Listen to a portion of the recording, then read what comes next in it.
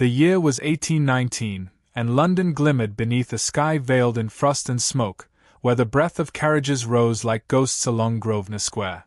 Inside Lord Pembroke's mansion, light blazed from 100 chandeliers, refracting through crystal drops to cast rivers of gold upon the marble floor. Music swelled, laughter rippled, and the perfume of roses mingled with the faint, intoxicating scent of ambition. It was another night of spectacle, another parade of silk and smiles. And at the edge of it all, Lady Evangeline Ashcombe stood as if carved from stillness itself. She was 35, too young to be forgotten, too old to be pursued. Her gown, though exquisite in cut, bore the faint air of a season gone by.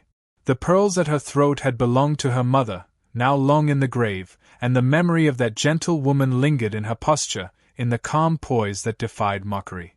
She stood near the marble column, where the candlelight softened her face but could not disguise the faint sadness in her eyes. Around her, society glittered like a storm of stars that refused to illuminate her. Her sisters, Clara and Juliet, were the evening's constellation. Clara's laughter floated above the orchestra, light and practiced, while Juliet's curls caught the candlelight like spun gold.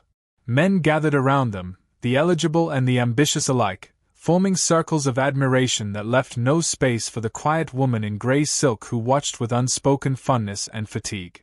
Their stepmother, Lady Agatha Ashcombe, presided over the spectacle with a smile that never reached her eyes, ensuring every bow, every compliment, every calculated introduction fell where it might serve her advantage.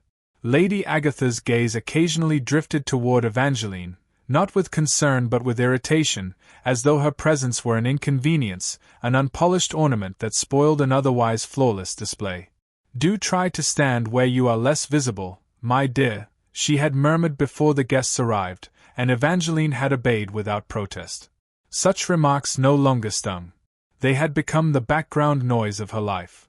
For 10 years she had attended these soirees, always at the edge of conversation, always the last to be noticed and the first to be forgotten. She had learned to endure the glances that slid past her, the polite nods that said nothing, the whispered appraisals that followed her sister's beauty but never her name. The cruelest words were spoken softly. Poor Lady Evangeline, so dutiful, so dreadfully left behind. She did not despise them for saying it. In truth, she sometimes believed them. A young lord, barely out of university, approached her now, his gaze darting nervously toward the crowd. "Lady Evangeline," he began, voice uncertain, "I had meant to ask," he stopped.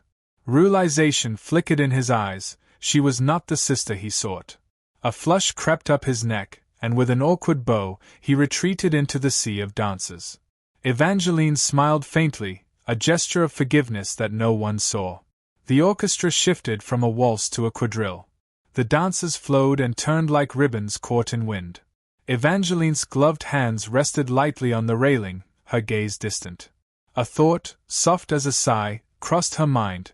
Perhaps this is all I shall ever be, an observer of other lives, not the subject of my own. Then, a ripple passed through the ballroom, a subtle shift, like the moment before thunder breaks. Conversations faltered. The music stumbled, then recovered. At the top of the staircase, framed by the soft blaze of chandeliers, stood the Duke of Whitmore. He had been abroad for several years, and London had not ceased to discuss him in his absence. Some called him the most desired man in England, others the most untouchable. His fortune was vast, his lineage impeccable, and yet no woman had succeeded in capturing his favor. He was a figure of speculation, whispered about in drawing rooms, admired from afar, and seldom seen. Tonight, he stood in impeccable black and white, his bearing calm and assured, his expression unreadable. Lady Agatha's fan fluttered wildly. "The Duke of Whitmore," she breathed to a companion. "How unexpected! I wonder whom he shall favor this evening." Eyes turned toward Clara and Juliet, whose cheeks flushed beneath the attention. Yet the Duke's gaze moved past them. Slowly, deliberately, his eyes swept the room, past diamonds, past silks, past the eager glow of youth, and came to rest on the woman half hidden behind a marble column. Evangeline felt the weight of it before she truly saw him. She straightened instinctively, her pulse quickening in defiance of reason. When his gaze met hers, it was not with idle curiosity but with recognition, as if he had walked into the room seeking no one but her. Their eyes held for a moment too long. Then, as if to test the truth of his own intention, the Duke began to descend the staircase. The crowd parted for him, murmurs rising in his wake. He greeted a few acquaintances, acknowledged others with brief courtesy, yet his path never wavered. Evangeline tried to look away, to remind herself that men like him did not notice women like her. But something in his composure unsettled her, something neither haughty nor indulgent, but keen, searching, almost tender. Lady Agatha noticed the direction of his steps. A shadow crossed her painted smile. "Evangeline," she hissed under her breath, "for heaven's sake, do not presume he intends to." But the Duke had already stopped before her. The murmurs around them thickened, the music faltered again, and even the dancers slowed, drawn by curiosity. Evangeline felt every heartbeat as a sound against her ribs. "Lady Evangeline Ashcombe," the Duke said, bowing with precise grace. His voice was deep, even, resonant enough to carry but not to boast. "It has been some years since London has seen you at her finest." Evangeline's lips parted, uncertain whether to curtsy or to vanish. "Your Grace is mistaken," she said softly. "London sees only what it wishes." A faint smile touched his mouth, not mocking but admiring. "Then London is more foolish than I supposed." The words hung between them, delicate as glass. Around them, conversation resumed in hurried whispers. Somewhere near the orchestra, a lady dropped her fan, another hid a grin behind her glove. Evangeline felt her stepmother's fury like heat against her back, but she could not move. The Duke's gaze held her as though he had reached across a decade of silence to find her waiting there. He inclined his head once more, then turned away, leaving her surrounded by the echo of his presence. The crowd closed behind him, yet the air remained charged, the moment suspended in memory. Evangeline exhaled slowly, her hands trembling. For 10 years, she had been unseen, untouched by intrigue or admiration. And now, in the space of a heartbeat, a single glance had undone all her practiced composure. From across the room, she saw him pause at the far end of the hall, speaking to no one, his expression unreadable. For a fleeting instant, she thought he might look back. When he did, her breath caught once more. The music swelled, the dancers moved, and the evening resumed its glittering rhythm. Yet for Lady Evangeline Ashcombe, the night had altered irrevocably. The world had shifted, ever so slightly, as if some long-closed door had begun to open. And as the narrator's voice would one day say, with quiet wonder and foreboding alike, for the first time in 10 years. Someone did not look through her, but at her. 3 days had passed since the night of Lord Pembroke's ball, yet Lady Evangeline Ashcombe still felt the weight of the Duke's gaze lingering upon her like a secret. London, however, had already woven its own tale. The tongue whispered in drawing-rooms and tea-salons that the Duke of Whitmore had danced with no one and spoken to none, save the forgotten Ashcombe sister. Some claimed he pitied her, others murmured that she had contrived it, desperate for attention. To her stepmother, it was a humiliation too public to forgive. "You shall not imagine it meant anything," Lady Agatha had snapped at breakfast. "Men of his standing are courteous out of habit, not interest. Best you remember that, Evangeline." She had answered only with silence, the old armor of endurance she knew so well. That morning, as frost clung to the window-panes of their townhouse, a small parcel was delivered without a card. The butler hesitated before handing it to her, his expression uncertain. Within, nestled in a square of ivory paper, lay a single white rose, still fragrant despite the cold. No note accompanied it, no signature, yet the handwriting upon the outer wrapping, neat, measured, spoke of refinement. Evangeline's breath caught. It could have been from anyone. But her heart, treacherously alive, whispered one name. She hid the flower among the pages of her mother's old prayer book, unsure whether to cherish or fear it. The gesture was too intimate, too daring. Still, its quiet beauty became a small rebellion against the grey stillness of her days. The following evening brought another invitation, Lord Bertram's soirée. Lady Agatha, ever eager to parade her younger stepdaughters, insisted they attend. "The Duke will be there," she mentioned with deliberate casualness, her eyes sharp. "Though I expect he will have regained his senses." Evangeline said nothing. She had no expectation of him, no right to one. Yet when they entered the grand hall, glittering with candles and strings of ivy, she felt her pulse quicken. The Duke of Whitmore stood near the fireplace, surrounded by a small crowd of men. His presence commanded the room not through arrogance, but by an ease that others could only imitate. He inclined his head politely to those who addressed him, though his gaze seemed elsewhere, searching. When at last it found her, the corners of his mouth softened, and a moment of recognition passed between them, quiet as a breath. She tried to avoid him, retreating toward the terrace, where lanterns flickered against the early evening mist. The cold air steadied her. Yet she sensed him before he spoke, the faint rustle of movement behind her, the warmth of a presence that disturbed her peace. "I had hoped," came his voice, low and measured, "that the lady who accepts no compliments might at least accept a flower." Evangeline turned slowly.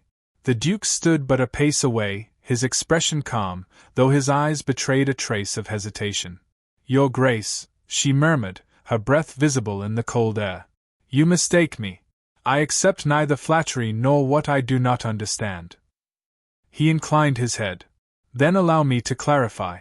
It was not flattery I sent, but admiration. And not expectation, but respect." Her composure wavered. "A single rose has caused more talk than you could imagine," she said quietly. "Society's mercy is a fragile thing." "Then let them talk," he replied. "If a gesture as simple as that is scandalous, perhaps London deserves the scandal." His tone carried no jest, it was an act of quiet defiance. She felt both gratitude and fear rise within her. He offered his arm, and after a heartbeat's hesitation, she took it. Together they walked the edge of the terrace, the faint strains of a waltz drifting from the ballroom. The air smelled of frost and far-off rain. "You are unlike them," he said softly. "They dance for admiration, you stand as though you have already heard all the music the world can offer. And yet I have never danced with you, Your Grace." He stopped. "Would you?" The question hung between them, delicate as spun glass. When she did not answer, he extended his hand. "If the eyes of London must find amusement, let them find it in truth." They returned to the ballroom. Conversations faltered as they entered, the murmur swelling into astonishment. The Duke of Whitmore, who never danced, led Lady Evangeline Ashcombe onto the floor. The first notes of the waltz began, slow and haunting. He placed his hand upon her waist with practiced restraint, she rested hers upon his shoulder, uncertain yet calm. They moved together with an ease that seemed older than memory. The crowd's whispers dissolved into silence. It was not the dance of youth, but of something deeper, two solitary figures, briefly illuminated in the endless cycle of glittering nights. For the first time in her life, Evangeline felt seen, not as a relic of faded promise, but as herself. When the music ceased, the applause was hesitant, uncertain whether to admire or condemn. The Duke bowed low, she curtsied, her heart unsteady. Across the room, Lady Agatha's smile was carved from ice. The next morning, London's gossip had found its new entertainment. By noon, it was said that Lady Evangeline had schemed to entrap the Duke, that she had feigned modesty to ensnare his pity, that her age had driven her to desperation. By evening, printed pamphlets made sly references to a lady of declining fortune and dangerous ambition. Even Clara, usually kind, avoided her eyes at supper. Lady Agatha's fury was boundless. "Do you realize what you have done?" she hissed. "You have made this house a jest. The Duke's name will not survive your foolish vanity." Evangeline said nothing. The quiet that once protected her now felt like chains. That night, she sat alone in the drawing-room, the fire burning low, the rose still pressed between the pages of her book. She had never sought attention, yet it had found her and turned cruel. A knock sounded at the door. The butler entered, hesitant. "Your ladyship," he said, "His Grace, the Duke of Whitmore, requests a moment of your time." Her heart lurched. At this hour? He insists. Before she could protest, the Duke stepped into the room, his coat damp with rain, his expression unreadable. Lady Agatha's voice echoed from the stairway, sharp with outrage. This is indecent. You will not. He ignored her, his gaze fixed upon Evangeline. Forgive the intrusion, he said, bowing slightly. But I could not allow Fossard to stand unchallenged. He drew from his pocket a single white rose, fresh, luminous even in the dim light. If the world must choose between rumor and truth, let it be known that this was mine to give. Evangeline stood, uncertain whether to speak. You should not have come, she whispered. They will twist your honor to my ruin. Then let them, he said quietly. If defending you costs me favor, so be it. There are things worth more than reputation. The silence that followed was heavy, filled with the soft patter of rain against glass. Lady Agatha descended no further, even she seemed struck dumb by the boldness of his words. He stepped closer, his voice lowering. I meant what I said that night. London may trade in illusions, but I do not. He placed the rose gently upon the mantel. Keep it, Lady Evangeline. Let it remind you that not every gesture is born of pity. Then, with a final, deliberate glance, half challenge, half promise, he bowed and departed into the storm. She stood long after he was gone, the firelight flickering across her face. The room felt suddenly vast, alive with the echo of his words. Somewhere beyond the rain, the carriages of London rolled on, carrying gossip to every corner of the city. But in that moment, none of it seemed to matter. Her stepmother's voice rose faintly in the hall, full of accusation, but Evangeline did not answer. She looked instead at the rose upon the mantel, still glistening with rain. For the first time, the whispers of society felt distant, almost irrelevant. And though she could not yet name it, she sensed the beginning of a storm that neither scandal nor silence would be able to contain. The rain came without warning, sweeping across Mayfair in sheets that rattled the windows and drowned the usual hum of the city. By evening, the Ashcombe townhouse stood wrapped in a storm's shivering veil, every candle casting restless shadows across the walls. Lady Evangeline sat alone in the conservatory, her stepmother and sisters having retired early under the pretense of avoiding scandal, though everyone knew their real reason. Shame could not be disguised behind lace. The Duke's visit 2 nights prior had fractured the fragile illusion of propriety that Lady Agatha prized above all else. And now, silence had become punishment. The rain beat steadily upon the glass ceiling, a steady pulse that matched the rhythm of her thoughts. She could not banish his words from her mind. There are things worth more than reputation. Each repetition unsettled her further. What had he risked by saying it? What had she risked by listening?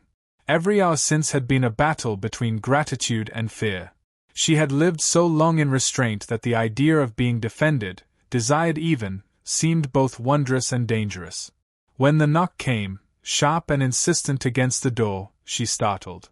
No one of sense would call at this hour. The butler appeared moments later, hesitant as though approaching a precipice. Your ladyship, he murmured, His Grace of Whitmore insists upon seeing you. Before she could object, the door opened, and the Duke stepped into the room, water dripping from his coat, his expression set with quiet resolve. The flickering firelight traced the sharp lines of his face, softened only by the fatigue in his eyes. He bowed slightly. Forgive me. The weather offered little discouragement, and patience less still. Evangeline rose, the storm echoing around them. You should not be here, she said, her voice unsteady. Each visit makes the whispers grow louder. Then let them roar, he replied. You are being crucified for my honesty, and I cannot stand idle. He removed his gloves, laying them neatly upon the table, his composure a fragile mask. You think I do not hear them? That I do not see how London feasts upon cruelty? I have grown used to it, she said, turning toward the rain. I know my place, Your Grace. I have lived long enough among such people to understand that endurance is safer than defiance. He took a step closer. Do not insult yourself by calling submission wisdom. She faced him, the light catching the sheen of tears she refused to shed. "Do you imagine you are saving me? That a few noble words will mend what 10 years of silence have broken?" Her voice trembled with anger, soft, controlled, but sharp as glass. "You mistake pity for passion." The Duke's jaw tightened, though his tone remained calm. "Pity? No, Lady Evangeline. Pity is a luxury I cannot afford. I came here because I cannot look upon you and remain indifferent. I came because—" he stopped, breath-catching, as if the truth itself were perilous. "Because you have become the only person in this city whose judgment I fear." Her heart faltered. "Why?" she whispered. "Because you see me," he said simply. "Not the title, nor the estate, nor the man London calls enviable. You looked at me as though I might still be capable of something good. And he broke off again, a rare tremor in his composure. "I have not been looked at so since I was a boy." The storm grew louder, a chorus of wind and water pressing against the glass. Evangeline turned away, struggling to contain the emotion rising in her chest. "You speak as though I hold virtue enough to redeem you. I am no such creature, Your Grace. I am tired. I am ordinary. I am simply a woman whom the world has decided to forget." He stepped closer, his voice lowering. "Then let me remember you." The words struck her with the force of a confession. For a long moment, neither spoke. The fire crackled, the rain hissed, and time seemed to hold its breath. She could feel the heat of him behind her, though he kept a respectful distance. When she finally turned, their eyes met, and all pretense fell away. "Do you even know what you are risking?" she asked softly. "Your reputation, your alliances." "I have lived beneath the weight of all three," he interrupted. "Reputation, alliance, expectation. Each one colder than the last. You think I do not understand exile? My name buys silence, not affection. You speak of being forgotten. Believe me, I envy the peace it grants." Something in his voice, an undercurrent of loneliness, softened her. "Then we are both outcasts of a different kind," she murmured. He smiled faintly, a sadness within it. "Perhaps that is why I cannot leave you be." They stood in silence, the storm closing around them like a curtain. Evangeline's heart ached with the strange mixture of longing and terror that only truth could summon. She wanted to tell him how the world had shaped her, how each slight had taught her to lower her gaze, how even hope had become a quiet act of defiance. Yet she said nothing. Instead, she asked, "What will you do when the world demands you choose?" He regarded her for a long moment before answering. "I shall choose as I do now, with my own eyes, not theirs." A crack of thunder shattered the pause that followed, making her flinch. He moved instinctively, reaching to steady her, but his hand stopped short of her arm. That inch of distance burned more than touch could have. She looked up, meeting his gaze, steady, unguarded, and utterly sincere. "Do you mean to love me in defiance of them all?" she asked, the words barely more than breath. He hesitated, and in that hesitation lay everything unsaid. "I mean to love you," he said finally, "in whatever silence they leave us." Her composure fractured. For a moment, all the walls she had built, the patience, the dignity, the quiet acceptance, crumbled. She turned away quickly, pressing a hand to her lips. "You should go," she whispered. "Before I believe you." The Duke studied her, pain flickering across his features. Then, bowing his head, he said softly, "If honor demands my silence, then I shall love you in silence, until London itself forgets its own name." He left without another word, the sound of the door closing drowned by rain.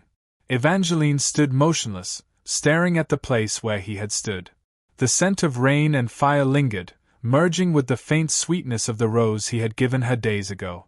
Her breath trembled as she whispered into the empty room, "You already make me believe." Outside, the storm raged on, but within her, something quieter had begun to stir, a fragile courage, born not of defiance, but of hope. And though she knew the dawn would bring judgment, she also knew the world would never look the same again. The year drew toward its close beneath a veil of snow and expectation. London, glittering and merciless as ever. Prepared for Lord Pembroke's winter fete, the final gathering of the season, and the grandest. 4 days, whispers had spread like frost across the drawing-rooms. The Duke of Whitmore was to attend, though he had refused every invitation since the scandal at the Ashcombe house.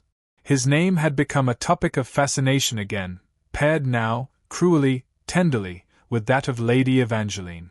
Some pitied her, some despised her, but all agreed on one thing: she would not dare appear. And yet she did. Evangeline entered the Pembroke ballroom not as a woman seeking redemption, but as one who had accepted her truth. The chandelier's light fell upon her silver-grey gown, simple in design yet radiant in its restraint. Where other women glittered in diamonds, she wore a single sapphire at her throat, the same color as the Duke's eyes. It had been his mother's once, a quiet token returned to her doorstep weeks after the storm. She had not written, nor had he. But the meaning was undeniable. Conversations stilled as she crossed the threshold. 100 eyes followed her, fans flicked open like the wings of startled birds. Lady Agatha, her stepmother, turned pale beneath her rouge, whispering furiously to her younger daughters, who clung to her arms in trembling curiosity. "She has lost all sense," Lady Agatha hissed. "If she believes she can reclaim respect." But the music swelled before she could finish. Across the room, the Duke of Whitmore stood in quiet defiance of the very world that idolized him. His presence alone silenced gossip. His coat was black velvet, his cravat immaculate, his posture that of a man unshaken by scrutiny. Yet his eyes, those unwavering eyes, softened as they found her. He began to walk, unhurried yet unyielding, through a sea of astonished faces. Every inch of the marble floor between them seemed to hum with history, their storm, their silence, their shared exile. When he reached her, the orchestra faltered, and the hum of whispers died entirely. "Lady Evangeline," he said, his voice carrying across the hall, deep and deliberate. "It seems London's memory is long, but my heart is longer still." Her breath caught. The sound of his voice, unmistakable, certain, stirred something in her chest that fear could no longer smother. "Your Grace," she said quietly, aware that every word was an act of courage. "This is not wise." "Then let me be a fool," he said, eyes never leaving hers. "I have been a coward long enough." Gasps rippled through the crowd. Men turned, ladies exchanged urgent glances. Yet the Duke's gaze remained fixed on her, as if the world around them had already dissolved. "You should not speak so before them," she whispered. "They will think." "They already think," he interrupted gently. "Let them finish their sentence." Her pulse quickened. "You risk everything." He smiled faintly. "Then let it be for something worth the ruin." Before she could answer, the music ceased entirely, and Lord Pembroke himself approached, confusion furrowing his brow. "Your Grace," he began in polite alarm, "perhaps a private word." The Duke raised a hand, halting him. "No, my lord. There has been enough secrecy." His voice deepened, his resolve solid as marble. "Too long have we allowed fear to dictate affection, whispers to dictate worth. Tonight, I would see it ended." And with that, he turned once more to Evangeline. "You may despise me for this, but I shall not leave this hall without speaking plainly." The crowd held its breath. 10 years you stood among them," he said, his tone fierce yet reverent. 10 years you bore their neglect with grace they did not deserve. You smiled when they forgot you, forgave when they mocked you, endured when others would have fled. Do they not see what I see? That you are the very measure of dignity this city pretends to understand. Evangeline's throat tightened. "Please," she murmured, glancing toward her stepmother, whose expression had hardened into disbelief. "You will only humiliate yourself." He shook his head. "Humiliation is silence when one ought to speak." Then, before the stunned assembly, he dropped to one knee upon the marble floor. The gasp that followed was sharp enough to cut the air. Fans stilled, wine glasses trembled, and for the first time in her life, Evangeline was the axis upon which the entire room turned. "Lady Evangeline Ashcombe," he said, his voice steady and low, "I have been many things, a soldier, a noble, a fool, but never brave enough to honor the one person who made me wish to be better than I am. I cannot promise you ease, nor can I silence the tongues of society. But I can promise you respect in every breath I take, and pride in every moment you stand beside me." Tears welled in her eyes before she could stop them. She wanted to speak, but no sound came. "Marry me," he said, the words quiet yet echoing like a vow against stone. "Not because I pity you, but because I revere you." For a long, breathless moment, the only sound was the flicker of candles. Then, slowly, she extended her hand. Her voice trembled as she whispered, "Then let them say what they will." When he rose and pressed her hand to his lips, the ballroom erupted, not in applause, but in stunned, uneasy silence. The spell of decorum had been broken, and something far greater had taken its place. Lady Agatha's fan slipped from her grasp, landing on the floor with a hollow snap. One of Evangeline's sisters began to cry softly, uncertain whether from envy or awe. Lord Pembroke, recovering himself, nodded stiffly to the musicians, who, uncertain yet obedient, resumed a waltz. The Duke turned to Evangeline. "Will you dance with me?" She smiled faintly, tears glimmering under the chandeliers. "Only if you promise not to look at anyone else." "Then I am safe," he murmured, leading her into the center of the floor. As they began to move, the room seemed to fade, its gossip drowned beneath the swell of music. He guided her with the confidence of a man who had finally found his purpose. Every step was a declaration, every turn a defiance of years lost to silence. When the dance ended, applause broke, not loud, but warm, hesitant, sincere. It began with the younger guests, spread among the elder ones, and finally even Lady Agatha bowed her head, lips pressed thin but words swallowed whole. Outside, the snow fell heavier, blanketing London in quiet absolution. The Duke led her to the terrace, where cold air met their flushed faces. The city stretched below them, lamps glowing like scattered stars. "I have never been less certain of what tomorrow holds," she said softly. "Then we shall meet it together," he replied. "For once, I think uncertainty is a kind companion." She looked up at him, her eyes luminous beneath the frost-touched sky. "You realize, of course, that society will not forgive this." He smiled, brushing a stray lock of hair from her cheek. "Then let history do what society cannot." Their foreheads met gently, and for the first time in 10 years, Lady Evangeline Ashcombe felt the quiet warmth of being seen, not as a daughter, or a duty, or a shadow, but as herself. The music drifted faintly from within, but the world outside seemed still, as though holding its breath and blessing. And as snow began to settle upon the Duke's shoulders, she whispered with a trembling smile, "You truly came just for me." He answered without hesitation, "And I always shall."